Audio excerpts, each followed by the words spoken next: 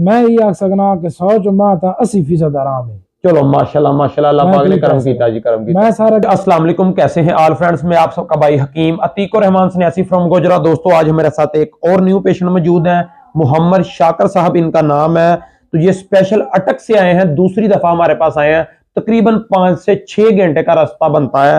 तो इनका मोहरों का मसला था, डिस्क का मसला था। बहुत सारे दोस्त अब कहते हैं कि मोहरों का और डिस्क का मसला जो है वो इस तरह हल दवाइयों से नहीं होता।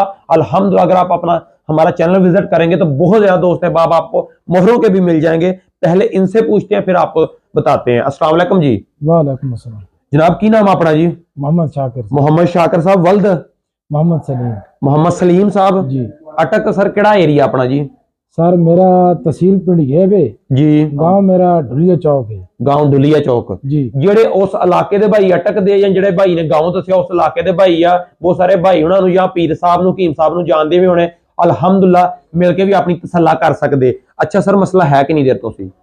सर मां मसला तकरीबन 2 साल 3 साल 1.5 साल ही ला सकते हो। ठीक है, 1.5-2 साल तकरीबन कंफर्म नहीं याद। अच्छा लेकिन सर अल्हम्दुलिल्लाह जी। अल्लाह ने बड़ा करम किया मेरे ते। अच्छा दवाई खादी कितने दिन मेरी ये दसो जरा।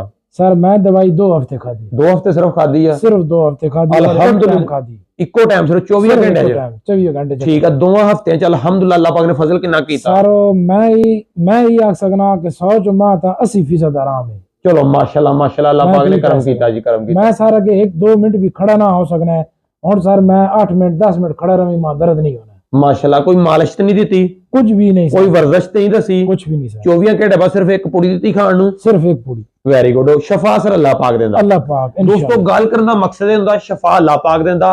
जिन्ना भी पुराना मसला भाई दा ते 1.5-2 साल पुराना मसला सी ना, अल्हम्दुलिल्लाह 25-25 साल पुराने मसले भी मरीजां दे कवर कीते। अल्हम्दुलिल्लाह मैं अपलोड कीते।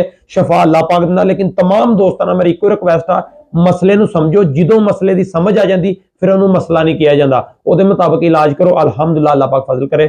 बहुत शुक्रिया, थैंक यू, वस्सलाम।